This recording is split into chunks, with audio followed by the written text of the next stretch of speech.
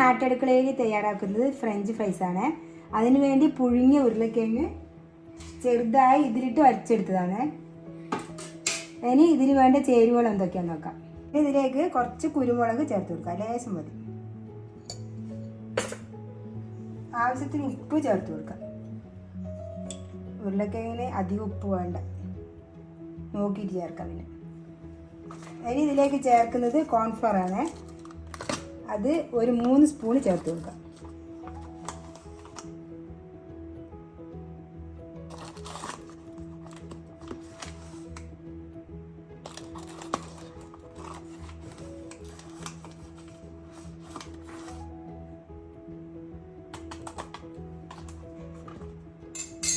ഇത് ചേർക്കുന്നത് 1 സ്പൂണ് അരിപ്പൊടി.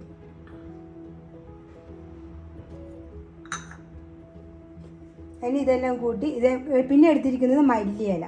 ഇതും എല്ലാം കൂട്ടി നമുക്ക് നന്നായി ഒന്ന് കുഴച്ചെടുക്കണം.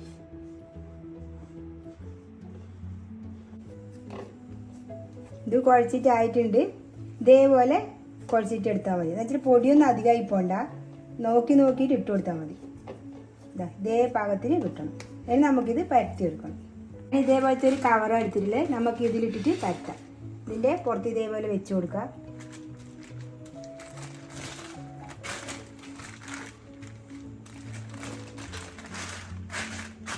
നമ്മൾ നിലത്ത് വെച്ചിട്ട് ഇതേപോലെ നല്ലോണം ഇത് വൃത്തിയാക്കി ഇത് നിലത്ത് വെച്ചിട്ട് നമുക്ക് പരത്താം.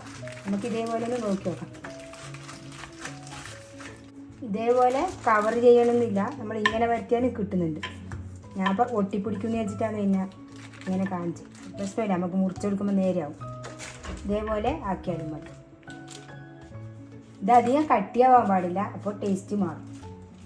നമുക്കിതൊന്ന് കട്ട് ചെയ്തെടുക്കാം. ഇതിൻ്റെ ഈ ഭാഗം ഇങ്ങോട്ടേക്ക് മാറ്റാം.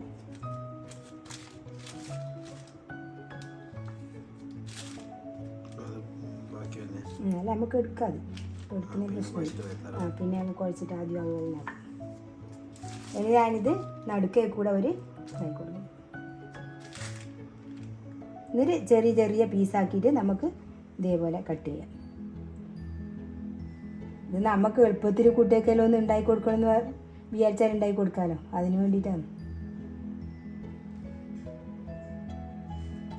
അല്ലാതെ ഉരുളക്കിഴങ്ങ് മുറിച്ചിട്ട് പിന്നെ അതൊരു പകുതി വേവിച്ച് കോൺഫ്ലവറിലിട്ടിട്ട് മുളക് പൊടിയിലിട്ടിട്ട് അങ്ങനെയും ആക്കും. ഇത് നമുക്ക് ഇതിൻ്റെ അകത്ത് അറ്റത്ത് വരുന്ന ഇതേപോലെ മാറ്റിയെടുക്കാം. ഇത് നമുക്കിത് പരത്തിയിട്ട് ഇടാം. അത് നമുക്ക് വേറൊരു ഷേപ്പിലും ആക്കാൻ പറ്റും.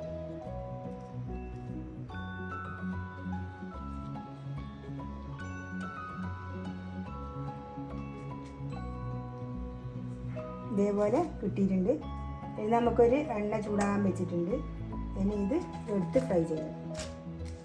ഇത് ഇതേപോലെ ആക്കി വെച്ചിട്ടുണ്ട്. ഇനി ബാക്കിയുള്ളത് ഞാൻ അതിൽ നിന്നുള്ള മുറിച്ച കഷ്ണമില്ലേ, അത് നമുക്ക് എൻ്റെ ഈ പാത്രമില്ലേ ഞാൻ ഈ പരത്താൻ വേണ്ടിയിട്ട് ഇതിൻ്റെ മുകളിൽ വെച്ചിട്ട് നമുക്ക് ഇതേപോലെ പരത്തി കൊടുക്കാം. ഇതിൽ എണ്ണയൊന്നും ചേർക്കണ്ട കേട്ടോ. എണ്ണയൊന്നും ചേർത്താൽ പിന്നെ അത് ഒട്ടിപ്പിടിച്ചു പോകും. നമുക്ക് ഇതേപോലെ ആക്കിയിട്ട് ഞാൻ മുറിച്ചെടുക്കട്ടെ. എണ്ണ ചൂടാകാൻ വെച്ചിട്ടുണ്ട്. ഇതേപോലെ നമുക്കെടുത്ത് എണ്ണയിലിട്ട് കൊടുക്കാം. കുറച്ചൊന്ന് പരത്തുമ്പോഴും എല്ലാം ശ്രദ്ധിച്ചാൽ മതി, നമുക്ക് എളുപ്പത്തിലാവും.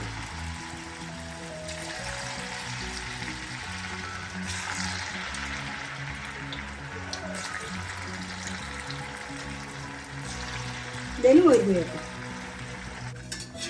ഇതായിട്ടുണ്ട്. നമുക്ക് ബാക്കിയുള്ളത് ഇതേപോലെ ചുട്ടെടുക്കാം. ഇനി ഇട്ട് കൊടുക്കാം ബാക്കിയുള്ളത്.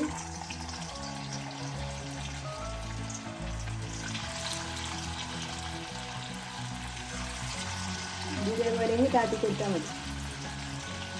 നേരെ ഇട്ട് കൊടുക്കാം.